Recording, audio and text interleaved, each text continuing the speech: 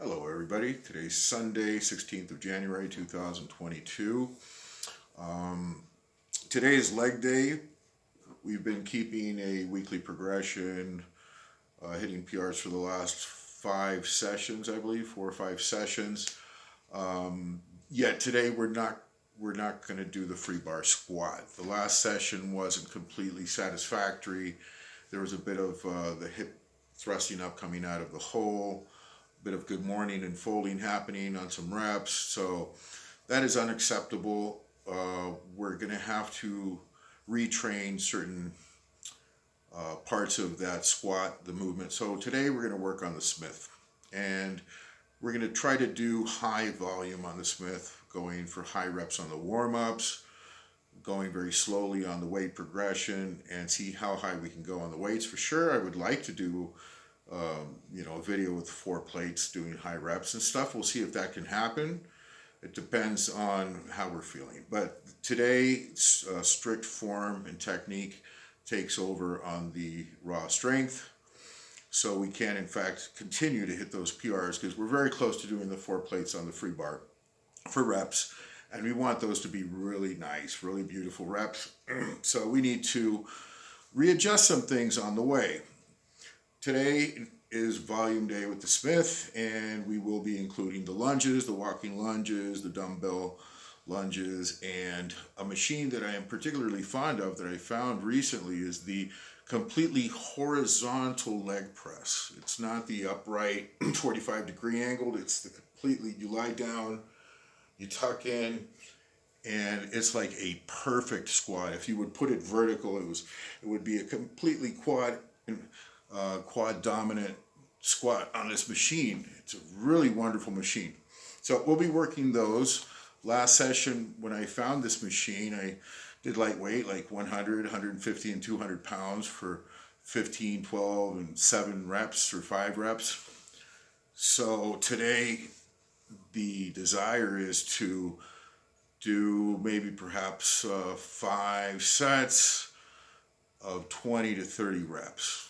Try to go high volume, extended sets, and up the weight a little bit. Maybe we can get up to 220, 250 pounds, and just really work some volume on that machine. Also, we'll be revisiting the biceps preacher curl. I had an intense bicep session yesterday. My arms are fried. The biceps feel like separated inside the fibers. Yet I'm not completely satisfied with what I saw in the video on the dumbbell preacher curl and the isolaterals. So I'm just going to revisit those as a manner of meditation for warm-up, just very lightweight, and stretch all the way to the bottom, and just kind of work the biceps again today a little bit just to get the stretch out. So that's it, very basic today. That's the presentation for that. We'll get into the training video, and then at the end we'll have a recap and see what happened today. Okay, there we go. And what is it that we're eating here before our workout? Our first meal of the day consists of 5 whole eggs, 400 grams of potato, and 170 grams of chicken sauteed in 1 tomato and some cooking oil and garlic. Oh, and a tortilla. And my mug of coffee. So that's, I don't know, about 800,000 calories to start off the day. Looking for a total of about 4,000 calories today. So I like to eat as many calories as I can early in the morning and as much protein as I can before any distractions or anything happens. It's the first thing we do, get our protein and our calories in.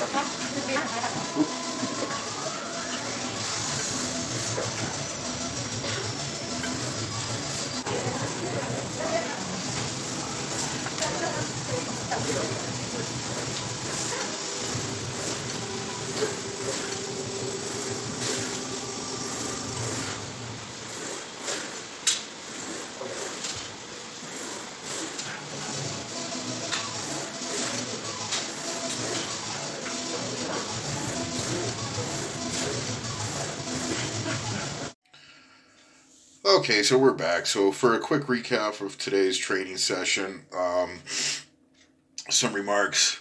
Felt very good on that Smith, just training with doable weights. So since we weren't going for PRs, the mindset is mostly it's totally just getting the perfect technique, dialing in the technique, the cadence, the pause, the reps, everything, just trying to do it perfectly, and it works great.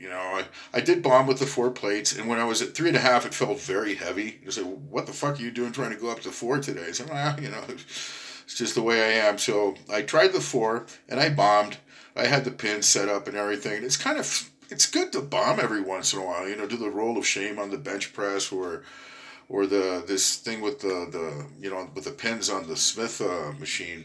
That's totally acceptable. If you don't push yourself, you'll never fail.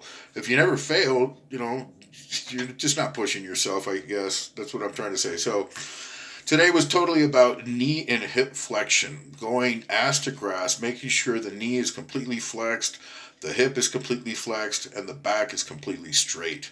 So I didn't include in the video all the bodyweight lunges. I was lunging around the gym for like 100 reps.